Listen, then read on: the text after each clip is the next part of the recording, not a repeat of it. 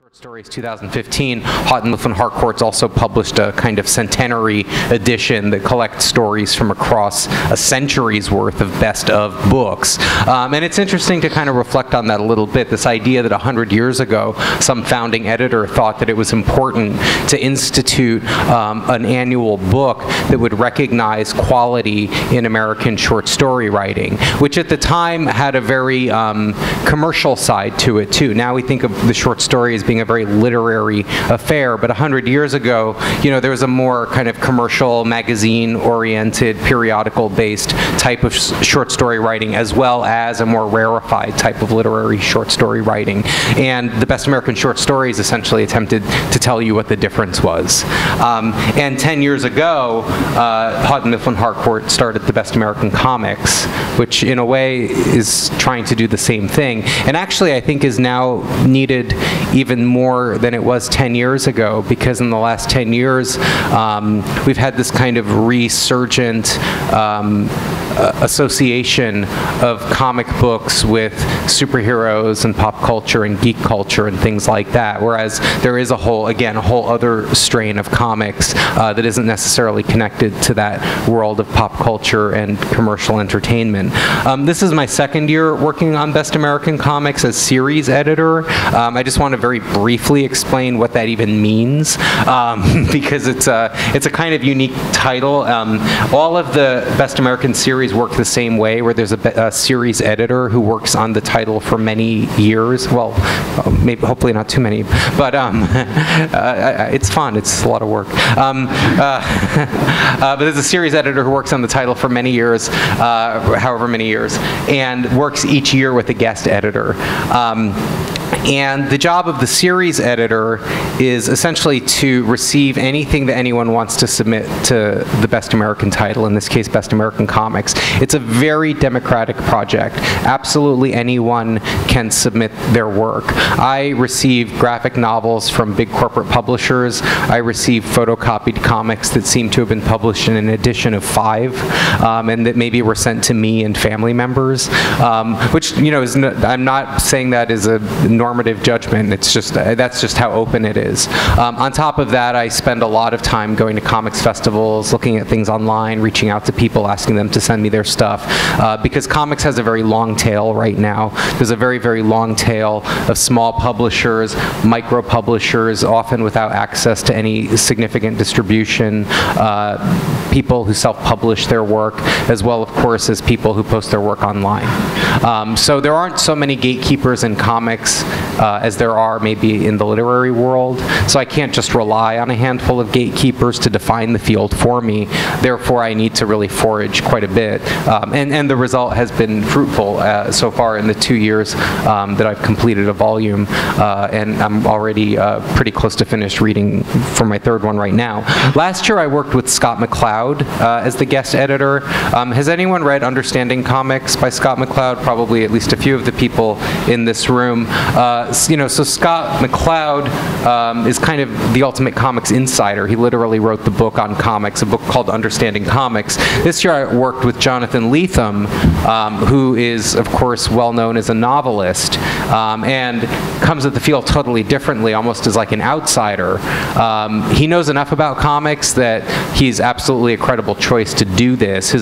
One of his breakthrough novels, The Fortress of Solitude, takes its title from a Superman comic book. He wrote Omega the Unknown for Marvel Comics. He's collaborated with cartoonists and written about cartoonists and so forth.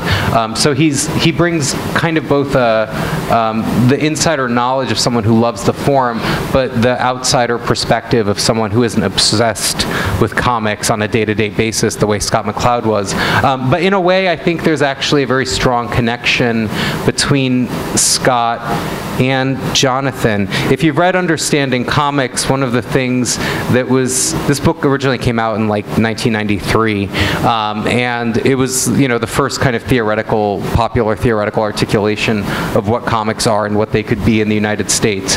And it also has the wonderful conceit of being a graphic novel about comics, so it's very readable and friendly. But one of the big provocative ideas in Understanding Comics was that anything that used images in sequence was a comic. it was attempting to sort of recondition the public in a way, away from thinking of comics as being associated with any particular genre, whether it's superheroes or funny animals or anything like that, right? So that's it's a very exciting, inviting idea that brings with it a lot of potentialities. You know, Scott in the book says, you know, well, if you've ever been in a photo booth strip, you've been in a comic. If you've read Airline Safety Card, you've read a comic. You know, even those stained glass windows in churches that tell, you know, the story of the life of Christ or the martyrdom of some saint are comics, okay? And that's a very exciting idea. It really opens up the field quite a bit beyond the cultural field of comics that we usually think about. And in a way, because Jonathan is an outsider with very eclectic tastes, I feel like his approach sort of takes up this challenge. And I think that's evident if you just look at the cover of this year's volume, which is by Raymond Pettibone. And Pettibone, some of you may know, is an artist who currently has a very successful fine arts career. He comes out of punk rock. He designed the Black Flag logo. He did the cover for Sonic Youth's Goo album, which definitely attracted me when I was young, and it kind of carried a sort of resonant potential of some other type of comic that didn't actually exist in the world. And sometimes it's very difficult to get people who are associated with the world of fine arts to almost allow themselves to be recontextualized within the world of comics, because the world of fine arts is a kind of status-oriented world, and comics have very low status by comparison, even still, and the status that they do have has more to do with literary publishing than it has to do with the art world and the art market for the most part. Actually, the work that we've included by Raymond in this book was in an exhibit at David Zwirner Gallery called To Wit, and I'm, you know, like everyone in New York, I, you know, miss exhibits that I want to see and feel like an idiot probably every other weekend, or movies or plays or readings like this or whatever. It's just part of living in New York. But a good friend of mine who's here in the audience, Austin, went to this exhibit and, you know, came back and said, oh, there's stuff in this show that's actually comics. There's like comics in this Raymond Pettibone show. And you know, and I was able to look at the work that was in the show when Zwirner published a kind of catalog book that you can actually get here at the Strand too, called To Wit. And you know, there were many things that were single images, many things that combined text and image, but there were definitely a number of pieces in the book, like this one that's in Best American Comics, that to me were just comics. They don't obey the normal conventions of comics the way we think of them, with word balloons and tightly ruled out panel borders. But many comics don't do that either, including comics by people in this room and people on this stage. So I was very excited when I said to Jonathan, you know, what do you think about including some work by Raymond Pettibone in the book? And Jonathan was all over it because he had actually collaborated with Raymond before, which I think also helped us get the okay from Raymond and his gallery to include the book and to ask Raymond to provide a cover. I think one of the other reasons Jonathan was so open to this and to thinking very broadly about comics is because Jonathan's own father is a painter. That's a picture of Jonathan's father painting, and the quote from Jonathan, I learned to think by watching my father paint.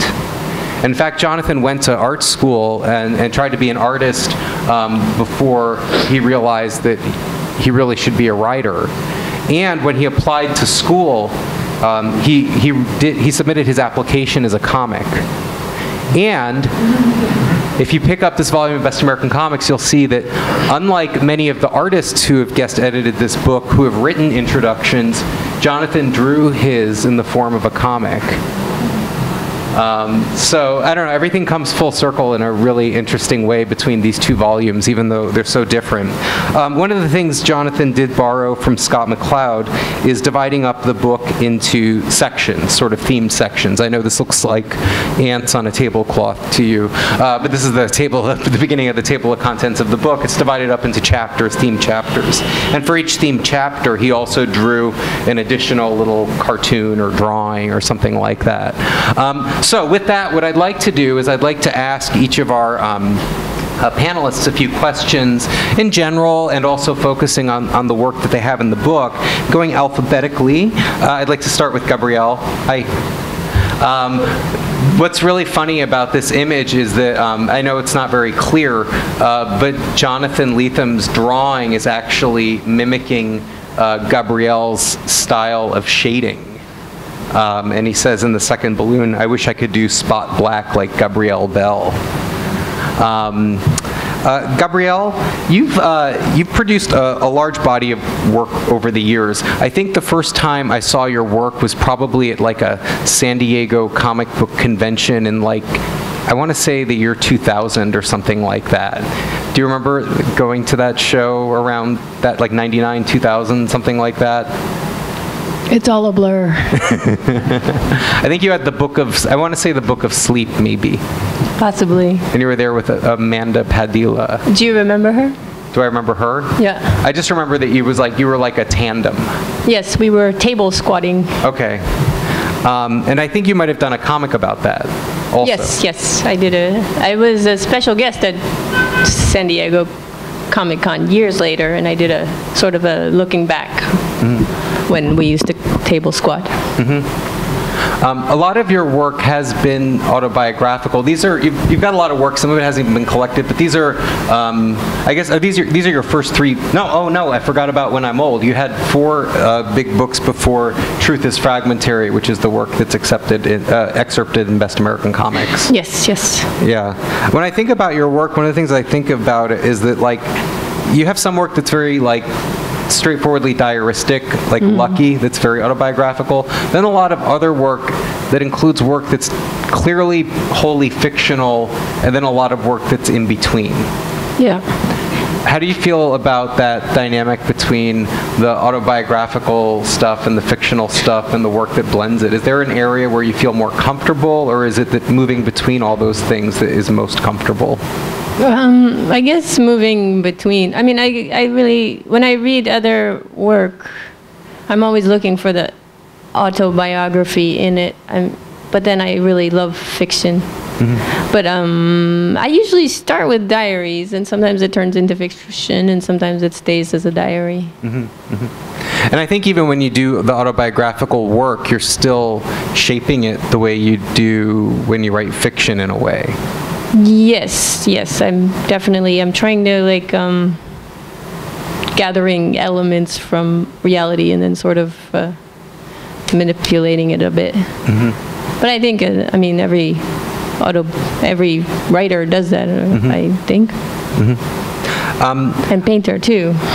What's that? An artist too. Like, if you look at something, you choose what to draw or paint. That's true. The piece that's excerpted in Best American Comics 2015 is from this book, Truth is Fragmentary. This is all nonfiction, right? Yeah, it's mostly travelogues and, yes, diary stuff. When you say travelogues, I think a lot of them are from... Yes, I went to a lot of festivals and conventions and did logs of them. Yeah, and it's pretty. Do you travel with the idea that it's going to create an opportunity to pick up some material that could be a story? I do. Yeah, I bring my notebook and I take a lot of notes, and I still try to keep a diary. And sometimes it's just so overwhelming. I'm like, I can do nothing with this. And sometimes it's so boring. I'm just like, I can do nothing with this, but I try. You just got back from Russia. Yeah, I don't know what to make of Russia. Do you think that festival in St. Petersburg is probably going to become a comic for you? I don't know. I don't know what to make of it. The piece that we excerpted from this book is about a trip you took to a comics festival in Colombia. Yes. And this one is a little different than the others. Because of the narrative voice that you used. Can you explain can you explain for people who haven't read it what the approach is that you used in this story? Well, at the time I was reading Montaigne. Well, I was more reading about Montaigne. Is that how you say his name? And apparently, even towards the end of his essays, he hired a servant to keep his diary for him while he was traveling. Mm-hmm. And I thought that was a great idea, so I thought I would try to create this servant. Mm-hmm. Because I still wanted to keep diaries, but I was sort of getting bored of my own voice. Mm-hmm. So the whole thing is written in this kind of third person. Yeah. Or not third person. Yeah, it's a third person, and this person is not, I never assign it a gender, but they're always sort of making fun of me and sort of condescending to me a bit. Mm-hmm. And then sort of going into my own mind sometimes. And Do you think of even though it has that layer of narrative voice that's fictionalized, do you think of this piece as being as non-fictional as the other ones in the book? It's very non-fictional. Colombia was difficult because I was really interested in the history there and the people, and I was afraid of talking too much about like the drug culture and stereotyping people, but at the same time I was interested in like Pablo Escobar and but they were I really wanted to portray people as they were within the culture, but not sort of like culturalize, exoticize. You go to different places and you have a sort of idea in your mind, especially if you're an American. And I really wanted to, I set myself up to do this, but then I was afraid I was going to be like just coming up with all these cultural stereotypes. Mm-hmm. So it's really hard because I had to sort of dig, if that makes any sense. Was there a point where you felt like you were satisfied with the approach that you'd come up with as a solution to that? No. No. When I sent the book to Jonathan Letha, I mentioned this story to him, and I said, you might want to I'm not sure if this is the best choice, because I had this fear that it would look a little nepotistic, because I actually was at this same comics festival, and I do appear in one panel at the end of the story. I don't know if I actually said that, but but I do remember talking about the dogs with you. But anyway, I was grateful actually that Jonathan selected an excerpt that didn't include me in it, because I just think that would have looked terrible. And I definitely gave him a lot of warnings about that, and he insisted that was the story that he wanted to use. So, but anyway, thank you for drawing me so nicely. Speaking of I guess nepotism or family. Roz, I remember we had lunch at one point, and I was showing you a PDF of this book, and the section that Jonathan included you in is called Mom and Dad. And he kind of has you and Jules Pfeiffer together as these parental figures. And it's so funny, because I think you and Jonathan are actually pretty close in age. But I think what he means by this is that to him, because of your association with the New Yorker and Jules's with the Village Voice, I think to him it kind of represented the adult world somehow as a kid in Brooklyn growing up or something. Yeah, that's funny. Yeah. But one of the things that's interesting about that is that you have this long association with the New Yorker, which seems like this real bastion of credibility and sort of kind of has this upper crust style. But I kind of feel like in a way, when you entered the New Yorker, you were almost like the punk kid at the New Yorker or something. I think I kind of was. I think I've said this before, but I think some of the older cartoonists were dismayed. They didn't just feel like the barbarians were at the gates, but that they had actually come through the gates. And one of them actually, Lee Lorenz, who was the cartoon editor when I was there, when I started, told me years later that one of the older cartoonists asked whether he owed my family money. What's interesting about that too is that the New Yorker has, this long association with cartooning, gag cartoons. It's the only magazine in the country that still has never run a photograph on the cover, as far as I know. That's true. And yet it's not really considered part of the comics field exactly the way that we construct it. Like, you're a cartoonist of a kind, but you're not in comics exactly. Well, there's so many. I think one thing about comics and cartoons is sometimes people will say, oh, you're a cartoonist, do you know? And they'll mention some like newspaper cartoonist, and it's like, no, I don't know them. They do newspaper cartoons. You know, it's a whole different thing. And it's the same thing with, you know, graphic novelists and stuff. It's a very different, everybody's in their own sort of little field, you know. I know a lot of the other New Yorker cartoonists, and that's kind of it. In terms of form, you know, like with Best American Comics, one thing that sort of separates it from cartoons a little bit is, even though we're not like dogmatic about, you know, maintaining some kind of definition of comics of the kind you might find in that Scott McCloud book I mentioned, you know, we do tend not to get into that world of editorial cartoons or gag panels and things like that so much. But your work has always been kind of in between. Like, this is I think this is the very first. Yeah. Is this your first New Yorker cartoon? That's the very first cartoon that the New Yorker printed for me. Yeah. Really bothered a lot of people.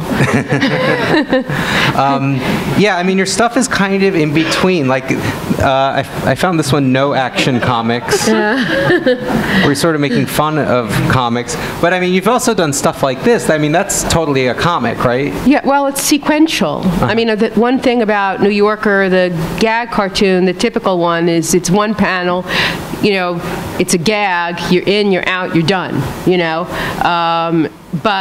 And some of my things are one panel, but some of them are multi-panel or 3 or 4 or a page, and, you know. I mean, one thing I like about the New Yorker is that they, you know, they've allowed me to let the form, you know, fit what I think the cartoon should be. Yeah, and throughout your career, I mean, you've had pages like this. I feel like someone could make like a book just of stuff like this, and it would be like a collection of short comics by Roz Chast or something like that, and that could be a cool book. But more recently, you've done a book that really has been situated as a graphic novel. This book, Can't We Talk About Something More Pleasant? Yeah, it's so weird because it's not a novel, you know, at all. But what do you call it if it's not, you know? So a lot of times it's like, it's a graphic novel, but it's not really a novel because it's not, you know. Just and if you say it's a graphic book, it sounds like porn or something. Yeah, I know. So. And yeah, I mean, it's one of the things about it is that the book, like, this is just a spread from it that's in Best American Comics, but it's like your whole career in that it's just it kind of runs the gamut, right? Like, there's some pages that are comics, some that are more like illustrated text and single images and stuff.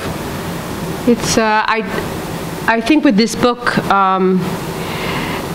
that I try to, if something worked, if telling the story worked best as a multi-panel thing, then I told it that way. If it worked best to be, you know, written and then a couple of illustrations, I told it that way. If it was a chart, I told it that way. And then there's a few pages that have no illustrations at all. You know, not many, maybe 3 or 4, but.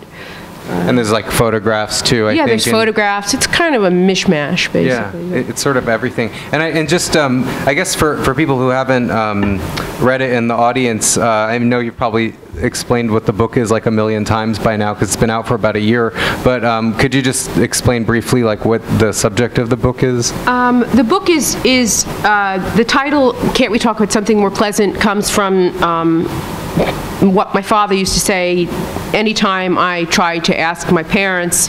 I was an only child. Anytime I tried to ask them, you know, what their plans were for the future.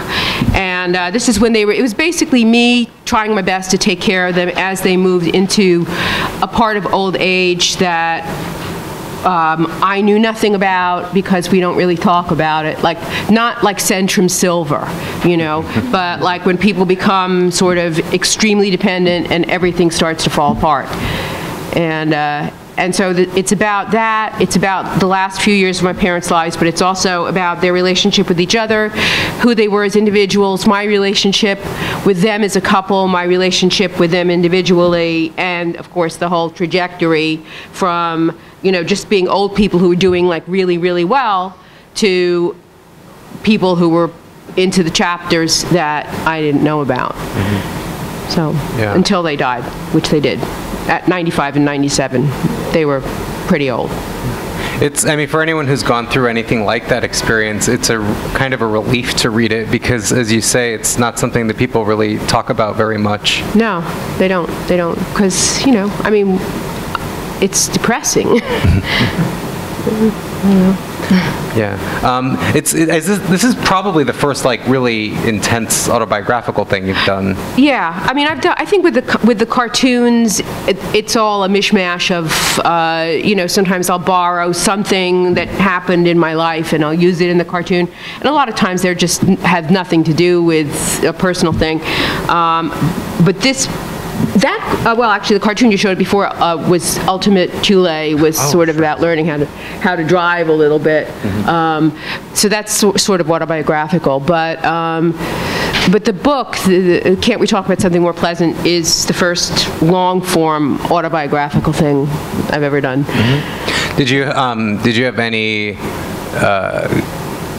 concerns going into a big long-form work like that after doing so many short-form things? Oh yeah, absolutely. I mean, it took a long time. My mother died in 2009. My father died in 2007, and the book came out in 2014. It took me a long time to figure out how I wanted to tell the story, and actually, I mean, I thought. I just could not figure it out. I had all of this material. I had lots and lots of material. I sort of had an idea in my head of where it started and where it ended, and finally it was actually my shrink who said something really profound. But he said, "How about chapters?" And it was just like, right, because I forgot that books. Sometimes it's right in front of you, but I forgot that books actually could have chapters. And once he said that, then it really all kind of fell into place, and I was able to get working on it. So, I don't know. And the book's done very well. It's like gotten National Book Critics Circle Award for autobiography and many other awards like that. And I think it's been on the Times bestseller list for over a year. Yes, if only I could tell my mother.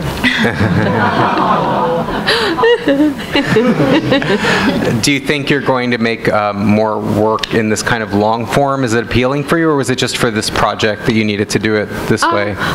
I enjoyed it. I enjoyed it because I think as much freedom as I feel like I have with the New Yorker, there's something that's very it's much scarier. It's a much bigger and more unwieldy sort of thing than coming up with a gag and illustrating it. But I don't know. I just find it very, very absorbing, and I think I do like to work in so many different forms of photographs and maps and drawings and writing, and and to be able to organize it in a way that makes sense. I find that very satisfying. So I don't know. Let's see. Do you have a specific idea that you think is going to be your next book? I do. Okay, you don't have to talk about it at all. That's fine. Okay. Okay. All right. Next. Watch this space. All right. Blaise, I want to talk a little bit about your work in general, but starting with the piece that's in Best American Comics, what's really interesting is that Jonathan and I did have a kind of brief exchange about where it was going to go in the book. The piece is called Comets, Comets. It was originally published as a small booklet. I know that there's no real sense of scale on these slides, and we presented it in the book in a different kind of more comics-like layout, where it's like each row is like a spread in the little booklet. But the section that Jonathan included it in he called it The Way We Live Now, which is to say that the pieces all had some kind of element of commentary in them that he felt had a kind of contemporary resonance. But the piece is also about, in a way, it's about the discourse around contemporary art. And there's another section in the book where we have Raymond Pettibone and David Sandlin and Matt Brinkman and some other people called You Could Hang Them on Your Wall, which is to say that Jonathan saw that work as all having a kind of, contemporary art type of component, if you like. And, I remember at one moment saying, like, oh, this piece, it's about, in a way, it's about the discourse around contemporary art. It could go in this other section. But he thought that the element of commentary was so strong that it was discursive in a way, and that therefore fit better in this section.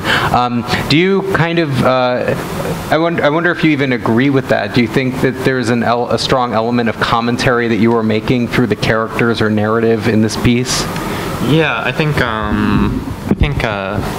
it's a standard way I can work, and I don't have many of those where you can just have people talking. I feel like in comics, just drawing dialogue and you have the person there, it seems you're able to kind of project kind of what would be an internal monologue onto multiple subjects and have them kind of just structure things that way in a discourse kind of way. And panel discussions, as this is kind of the typical format, because I'm kind of didactic thinking. The panelist? Oh yeah, I didn't even think about that. But how meta. We're on a panel right now, so it's like. Do you want to? How would you describe the content of the discussion in this comic?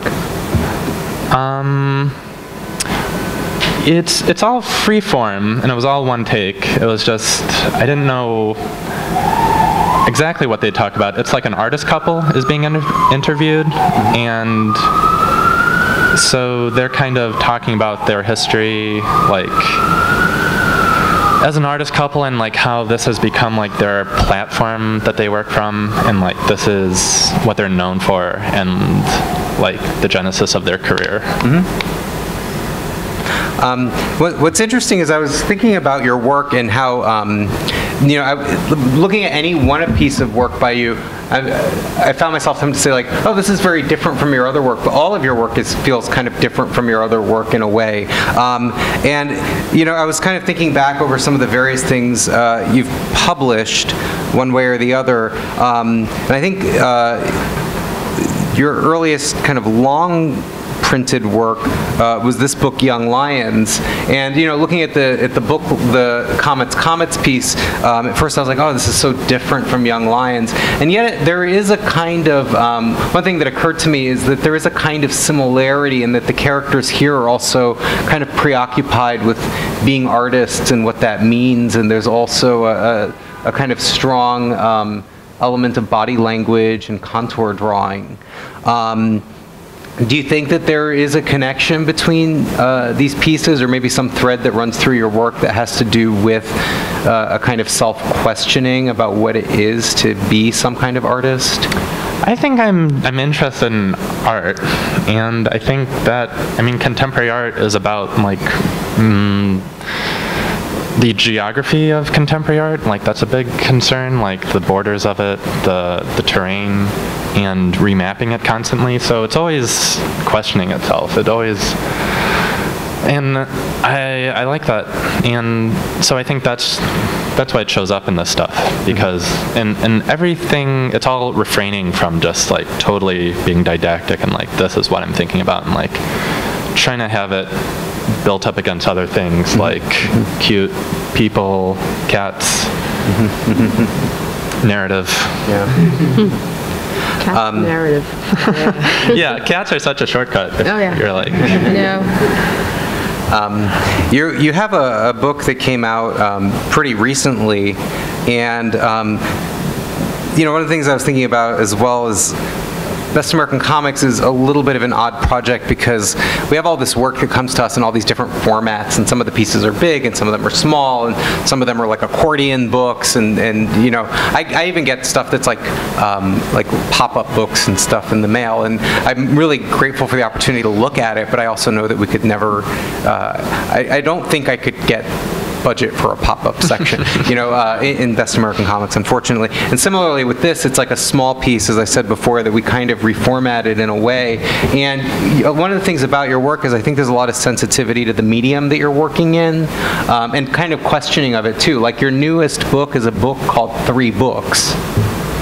And it has 3 completely distinct pieces in it. I know that you went through a kind of long process of figuring out what this book should be. What was the thought between grouping all those 3 pieces together into one? It's kind of like book? when Roz said about chapters. It was like, how am I gonna like fit this stuff together? Like, what's the format? And for this, it'd be like an omnibus, because I had like, it could kind of boil down to 3 things that were sort of more than chapters. Like, they didn't really fit together in that sense. But if they were an omnibus of work, like, that had been circulated perhaps, and this was just reproducing them, that was a format that I could play around in. Mm-hmm. Were they, and for people who don't know this book, there are copies of it here. There are 3 very distinct bodies of work, and one of them is these ink drawings with wash, where there's a real marker. I'm sorry? It's marker? It's like bleed through, yeah, it's like alcohol-based marker. Mm-hmm. But it could be, it looks like that sort of thing. Mm-hmm. And there's a real attention to the figure, and one of the things that's, I think, unique about this section is that you reproduce a kind of bleed through on the other side of the page. Is that correct? Mm-hmm. Mm-hmm. The recto is the other side of the verso, of the real life sheet. Mm-hmm. Mm-hmm. So it has a feeling almost of like paging through ink drawings and seeing the kind of bleed through on the other side of the page. The second section of the book is super interesting because it really gets into a kind of like hall of mirrors in terms of reproduction. It's like screenshots of Skype with the writing on it that are then photocopied and then scanned in and then printed as a book or something. Is that even approximately close to? There's a portable scanner involved to scan the computer. Okay, so you scanned the computer while you were Skyping? Or you scanned the screenshots? I don't know. He doesn't want to demystify it.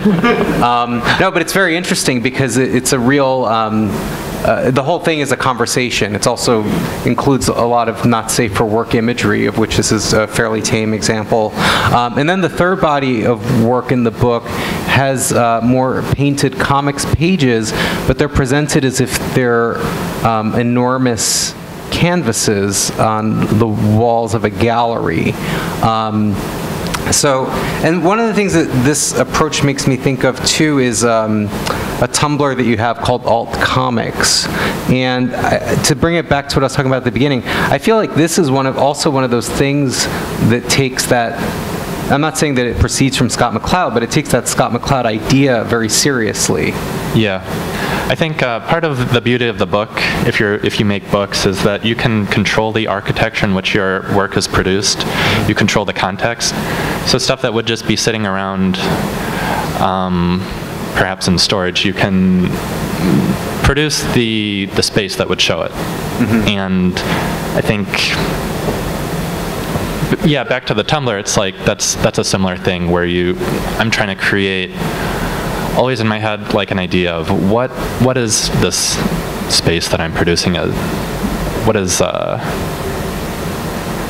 this work that I'm doing? What's the context? Because it's not quite one thing or the other. It's kind of this weird in between. That's comics, as the word would be that's still the closest thing that I can think of to describe, so that's what I go to. Has it been helpful to you when you make your own work to think, like for example here you've got like a manga by Kiriko Nananan and a kind of photo book version of I Am Curious Yellow, and you put those things together and it's kind of almost like a provocation that like this kind of maybe forgotten like photo book version of this erotic Swedish art movie is a comic just like this manga, just like all these other things in your own work that you're posting on the Tumblr. Has that been helpful to you in your own work in terms of thinking about the possibilities as being that broad? Yeah. It's also like you want to do everything. There's so much amazing culture, and you just want to participate in all of it. And you've got to make choices. Like, you can't just do everything. Like, you can't be everything. Like, the photographer, novelist. Yeah, I don't know, but I don't know, but there's that temptation or something. You've also done some web comics. This is a few years old now, 2001. This is a nice piece where I think one of the things that unifies all of this stuff is that it's all very medium specific. So when you're making a book, you're making a book.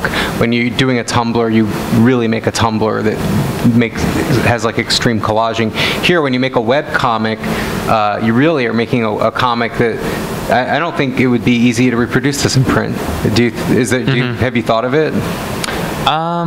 It's a thought. It's a thought. I mean, I'm not totally. I mean, I think translation is really interesting. I think things can happen interesting in there. Obviously, if I'm doing like an omnibus of like reproducing other works, I think that's a place where you can kind of fiddle around with stuff. But I agree. You know, it's good what it is. And for people who haven't seen it, I guess the best way to describe it is it's the kind of a very, very, very long scroll with a unified background and a lot of sort of performative gesture happening, and dialogue, of course, happening in the foreground. Is that about right? Had there been other web comics you'd seen online that had done that kind of thing? No. I was thinking something close would be like an old click-through kind of RPG where you just like move forward to the next thing. Like a side-scroller kind of situation? Not side-scroller, where it's just like you can make left turns or right turns. I'm not sure. Yeah. But that's a bit, esoteric. Yeah. I just want to give a shout out. We have one other Best American Comics contributor in the audience, and that's Bob Secoriak, who's sitting in the back. Can you raise your hand? Hi. And Bob's piece, I just wanted, since he's here, I just wanted to show this image very quickly. We have 35 artists in the book. We can't possibly show the entire variety and diversity of what's in there. But for those who don't know, Bob, who signs his work, R. Secoriak, tells stories where he you were just talking about adaptation, Blaise. Bob adapts canonical Western literature using the style of classic Western comic books and comic strips, for the most part. And this is the Marquis de Sade's Justine, told as a series of 1940s-style Wonder Woman comics called Sadistic Comics. And for those who aren't familiar with the history of Wonder Woman, there's actually a couple of books that came out recently, including one by Jill Lepore, if I'm remembering her name correctly, the New Yorker writer, about the story behind Wonder Woman. Have you read? I've read about it. Yeah. Yeah. Yeah. He was kind of an odd guy. Yeah. The creator of Wonder Woman was involved in he was involved with the invention of the lie detector test in some ways. He was a kind of renegade psychologist, and he was involved in a sort of polyamorous lifestyle at a time when that would have been very taboo and verboten. And he had this big idea that in Wonder Woman he would teach young boys to appreciate the power of a dominant woman. So there's a lot of kind of bondage type imagery in the early Wonder Woman comics. So this is typical of Bob's approach, where he finds these resonances between the classic comics and the canonical literature and makes these kind of provocative juxtapositions.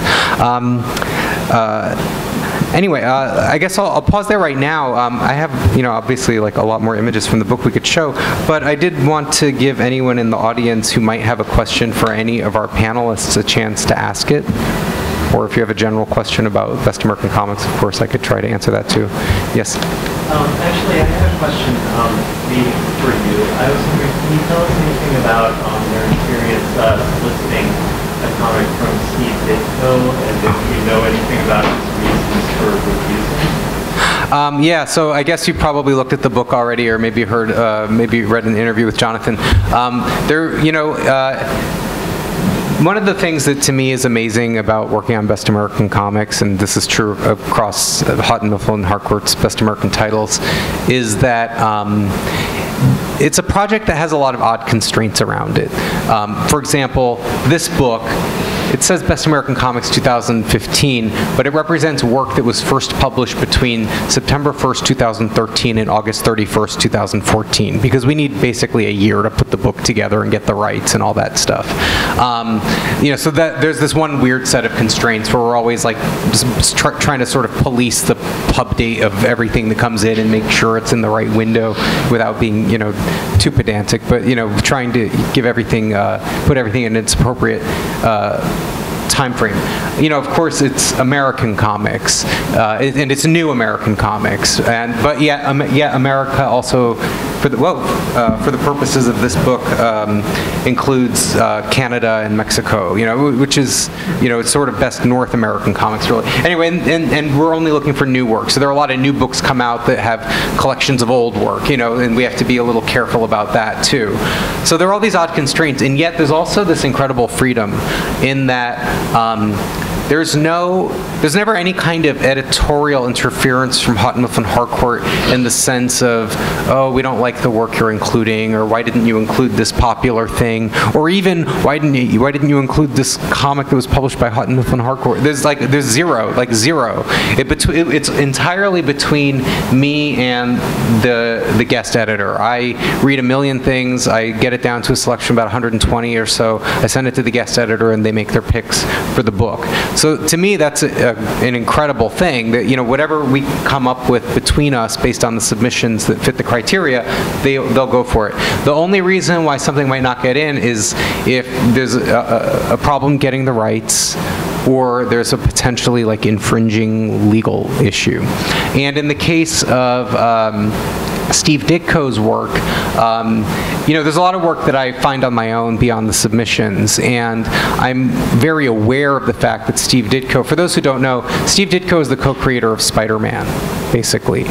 He's the guy who drew the first 2+ years worth of Spider-Man comics. He had been working in comics since the early 1950s, and he is probably something like, he must be in his late 80s, mid to late 80s now. Still lives, as far as I know, in New York City, has a home studio, and every year continues to publish 2 or 3 comic books that are very personal in terms of reflecting his tastes and his ideologies. And they're very interesting, and they're quite beautiful. So anyway, they're not the easiest comics to find. I make just a kind of personal project of trying to get them as they come out. His publisher, he has a person who's his publisher, publishes them now often through Kickstarter by doing Kickstarter campaigns. So that's the best way that I found to get them, is to support these Kickstarters, and they send you the comic book. Okay, that's a lot of setup for this question. But anyway, that's what it takes sometimes to get this stuff. Anyway, I had sent the material to Jonathan, and Jonathan, as someone who really knows the history of comic books very well, was, as blown away as you would expect. That, here you go, here are 2 brand new comic books by Steve Ditko that came out in our time period that maybe we would think about including. And he responded very enthusiastically to them. He really loved them. He wanted to include them in the book. All of my communication was with Mr. Ditko's publisher, and we had a lot of conversations, and they ultimately declined to allow us to publish the work. I don't know if I can really give you a reason that would satisfy you, but it is true certainly that it's kind of a one-person operation. I think doing this publishing is a kind of labor of love, and there's a sort of, there are probably good reasons to avoid taking on other outside projects without knowing necessarily a whole lot about how it's going to go. That's the best answer I can give you, though. Yeah. And any other questions, maybe for Roz or Blaise or Gabrielle? Yes? Okay, the other kid in the 50s, it's all the Superman comics. She has things like Nancy and Heckle and Jekyll and that stuff. And not only I see stuff out by Spiegelman, and then I see Funhouse. What happened in all these years where suddenly comics changed overnight or done missing things? Well, they certainly, they didn't change overnight, but there's definitely some points along the timeline between the 50s and today where you can identify some things that happened that influenced the current situation. One of the big things that happened is that from the 60s and 70s, there were the underground comics by people like Robert Crumb, Justin Green, Aileen Kaminsky, and many others, Spain Rodriguez, Kim Deitch, Robert Williams. All these people, mostly living in San Francisco, publishing very adult comic books that were mostly distributed through head shops that sold things like rolling paper and psychedelic posters and water pipes for tobacco use only and things like that. So that, even though that happened outside of the mainstream, that introduced adult content into comics. And then it just there was a kind of gradual effect that included Spiegelman winning the Pulitzer Prize in 1991 and large publishers like Random House by the year 2000 starting to publish graphic novels regularly. But then around 2004, bookstores and libraries instituted standardized categories for comics and graphic novels. Also, the influx of manga into North America helped create the category too, because there's a high volume of series of books like Sailor Moon and Naruto and Dragon Ball and things like that that helped solidify the category within the mainstream book publishing world. Also, don't you think television had a lot to do with it? I mean, just for comics for children, I grew up more in the 60s, and, you know, we watched TV more than read comic books, you know? So I don't know. No, it's true, and one of the things that happened over the years, is that comics sort of migrated away from the newsstand in the grocery store to the comic book store, like Forbidden Planet. It's like 2 doors down from here. You know, like when I feel like I was reading comics in the early '80s as a kid, and I feel like I might have been like one of the last generations to buy X-Men and Spider-Man at the grocery store while my parents were shopping. Yeah, I think we bought them. I mean, I grew up in Brooklyn, so they did sell comic books at the candy store, and I would get, you know, occasionally. My mother hated comic books when I was growing up, but occasionally I would be able to sneak, you know, Archie and Veronica kinds of things, but, you know, hide them.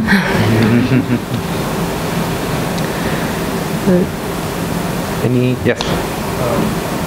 You or the panel comment on the effect of the long-range trajectory of comics and comic pages in newspapers from the 50s, where I was absorbed by everything and followed it meticulously, to today where it's not as interesting to me, and all the stuff you're doing kind of is above it.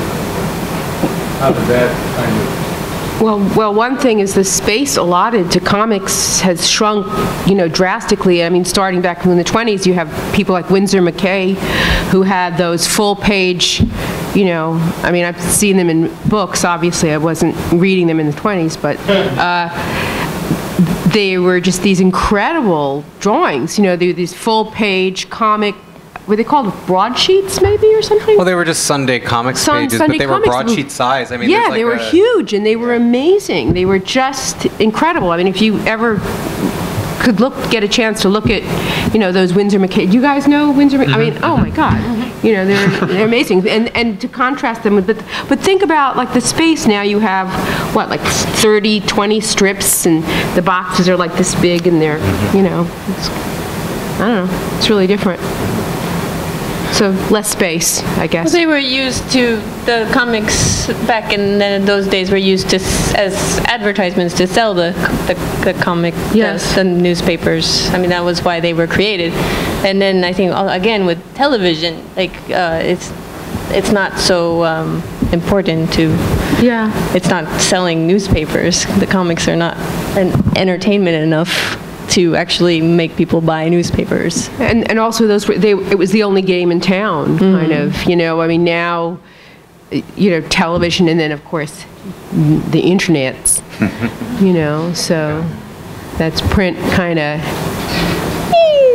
yeah, not so good.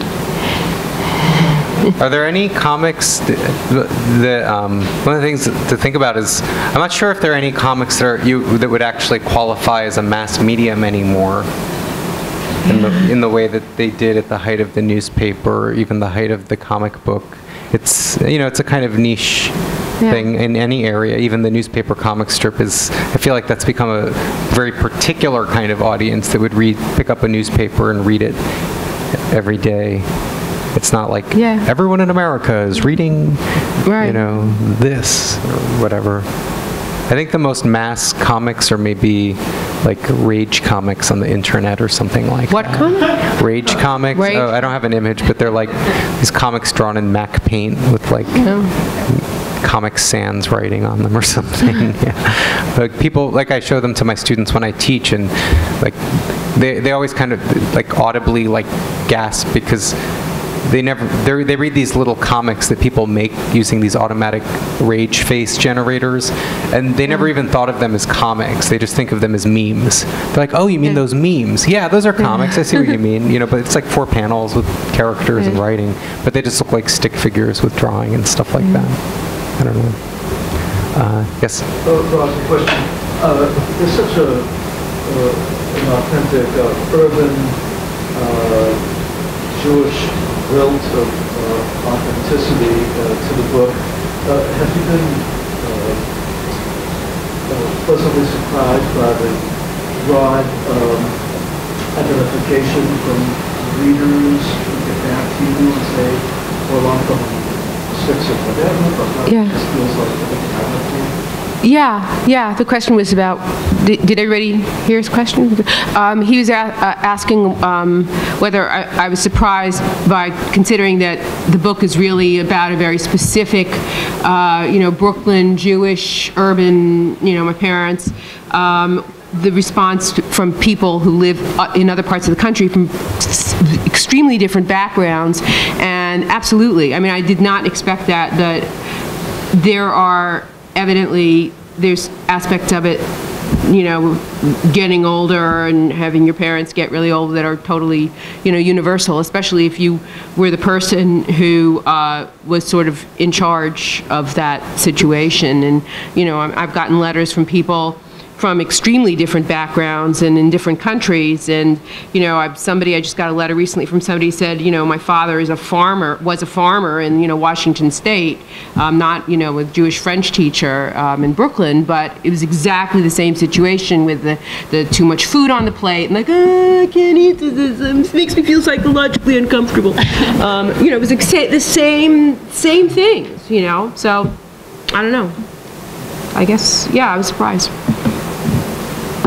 Well, one of the things I like about the book, too, is that it's so blunt about so many things while also being humorous without it being humorous at the expense of the things that there are to be sensitive about, you know what I mean? Like, it's funny, but not like inappropriately funny, but it's just like, these are honest responses, I think, that anyone in that situation has, just trying to figure out, like, is this really what my parents would have wanted all their money to be spent on, this, stupid home or this or that or the other thing, And I think people really are grateful that someone is actually telling that story, because it is never told in our culture, and everyone, I think, who ends up in that situation feels like they're totally unprepared. Oh, yeah. Totally. It was a shock to me. Like, almost every aspect of it was, from things like, my parents were teachers in New York City, and they had insurance that came through, their being their teachers union, which they paid into their entire lives. And I live in Connecticut, and I was so shocked when they moved I finally got them out of their apartment in Brooklyn, where they'd lived for 50 years, to this assisted living place in Connecticut, and their insurance didn't cross state lines.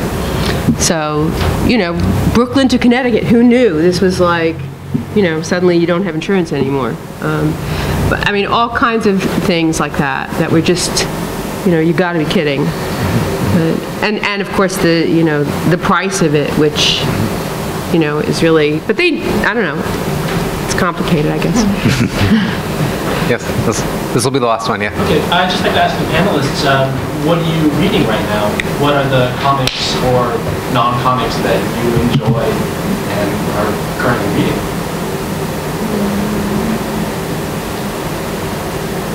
I'll go last. Okay, apparently I'm the blabbermouth of town.